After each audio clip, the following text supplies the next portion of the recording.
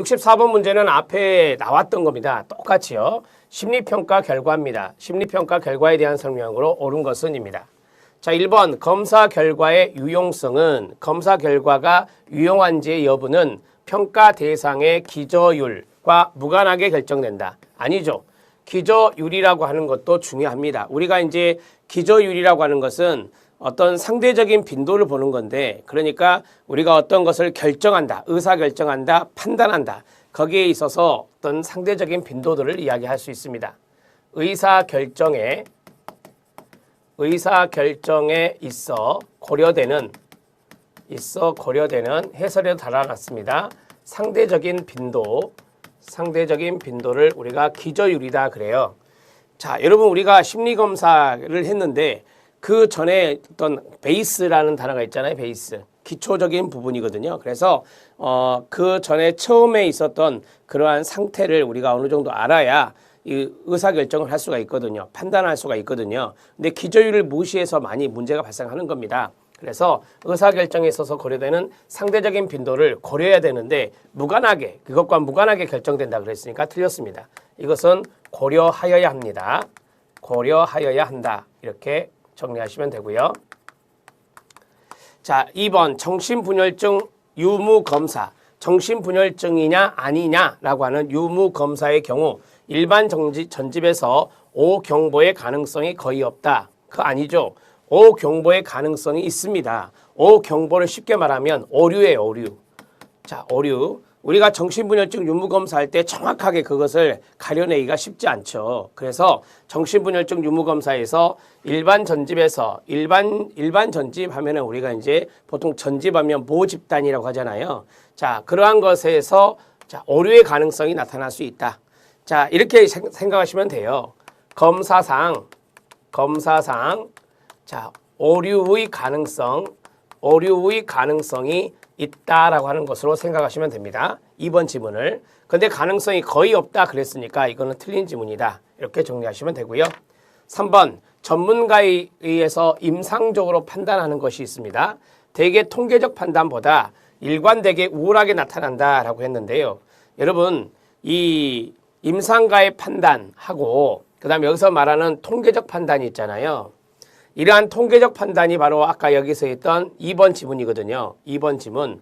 자, 통계적 판단에도 오류의 가능성이 있을 수 있습니다. 그러나 전문가에 의한 임상적 판단도 오류의 가능성이 있습니다. 따라서 전문가에 의한 임상적 판단은 통계적 판단보다 일관되게라고 했잖아요. 일관되게 우월하게 나타난다. 아니요. 그렇게 설명하면 안 되고, 자, 임상적 판단이 통계적 판단보다 더 잘못되어서 나타날 수도 있어요. 그렇기 때문에 3번 지문은 잘못되었다라고 보시면 됩니다. 4번 범주적 진단 분류가 있습니다. 범주적 진단 분류가 있고 그 다음에 차원적 진단 분류가 있는데요. 범주적 진단 분류는 제가 앞에 풀었을 때 말씀드렸다시피 장애의 유무와 연관성이 있어요. 장애의 유무와 연관성이 있고 이거는 질적인 수준이다라고 했고, 자, 차원적인 것이 있다. 차원적인 것은 장애의 정도를 말하는 거예요. 장애의 정도를 말하는 것이고 이것은 양적인 측면이다. 이렇게 말을 했죠. 따라서 어느 하나만을 선택할 필요는 없다라고 했는데, 자, 이것으로 해도 되고 이것으로 해도 된다는 거예요. 어느 하나만을 선택할 필요는 없다. 그 말은 이게 맞는 건데요. 어느 하나만을 선택할 필요는 없다. 그 말은 장애 유무적인 측면을 볼 수도 있고 장애 정도적인 측면을 볼 수도 있다. 다른 말로 하면 범주적 진단 분류로 가능하고 그 다음에 차원적 진단 분류도 가능하다. 이렇게 보시면 되겠습니다. 4번이 답입니다. 여러분 이 문제는 예전에 나왔던 문제와 똑같습니다. 지문 순서도 똑같고요. 그렇지만 이런 문제는 여러분들이 자주 봐주셔야 되겠죠.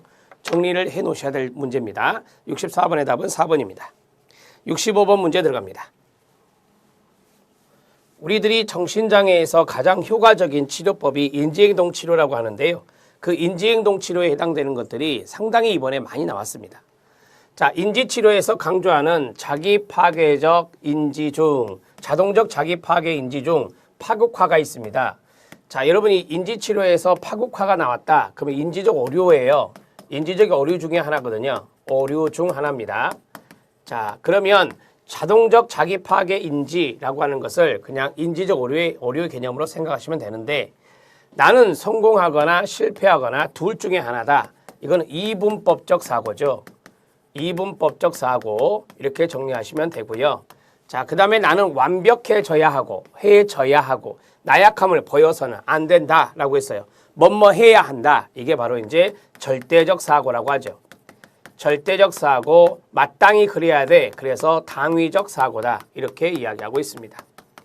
자, 그 다음에 그 프로젝트가 성공하지 못한 것은 누구 때문이야? 나 때문이야. 이것은 개인에게 원인의 탓을 돌리는 개인화예요. 자기 자신에게 원인을 돌리는 개인화예요. 자, 그러면 파국화는 4번이라는 건데요.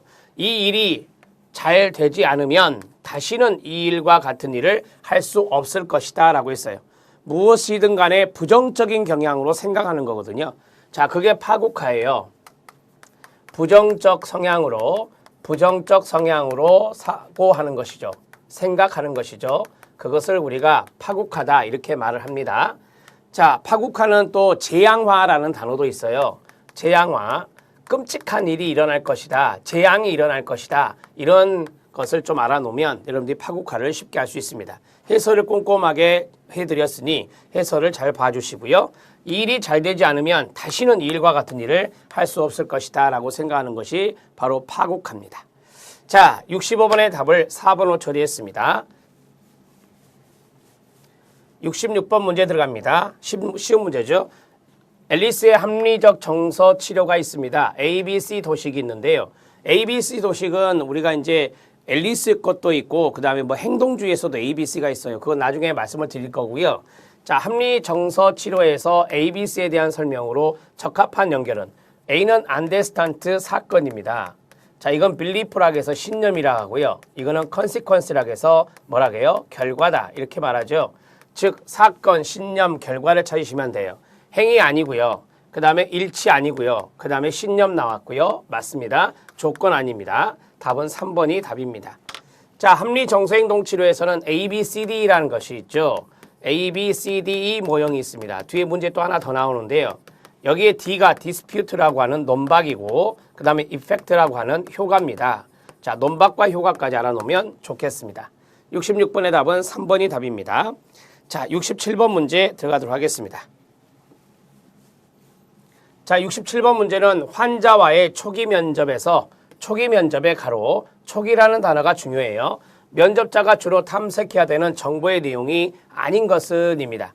첫 번째, 초기 면접에서 환자의 증상과 주호소 그리고 도움을 요청하게 된 이유를 알아야 될까요? 네, 당연합니다. 초기 면접에서 그걸 알아내야 되고 최근 환자의 적응 기제를 혼란시킨 스트레스 사건의 유무도 알아볼 필요가 있겠죠. 어떠한 사건이 스트레스를 줬는지 면접 과정에서 드러난 고통스러운 경험에 대한 이해와 심리적인 격려라고 했습니다. 자, 여기 면접을 할 때 면접 과정이라고 그랬거든요.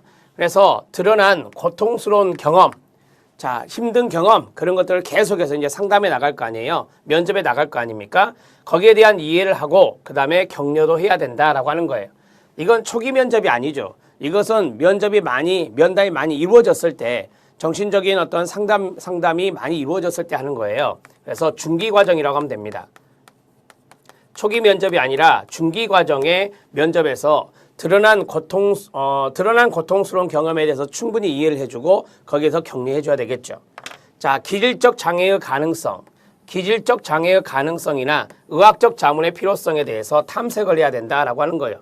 자, 여기 기질적 장애의 가능성은 우리가 보통 이제 진단에서 많이 나와요. 초기 면접이 이제 진단까지 들어갈 수 있는 거니까. 그래서 기질적 장애의 가능성이 있는가 없는가 판단해보고 그 다음에 여기 의학적 자문이 필요하냐 필요하지 않느냐 그러한 것들도 탐색해 봐야 됩니다. 만약에 기질적 장애가 있다 그러면 의학적인 자문이 필요하죠. 그래서 의사분들에게 이것을 요청을 해서 그러한 것들이 이루어질 수 있게 해야 될 것입니다. 이건 초기 면접에서 할 수 있는 겁니다. 답은 3번이 답이고요. 67번 문제도 별표 치셔야 됩니다.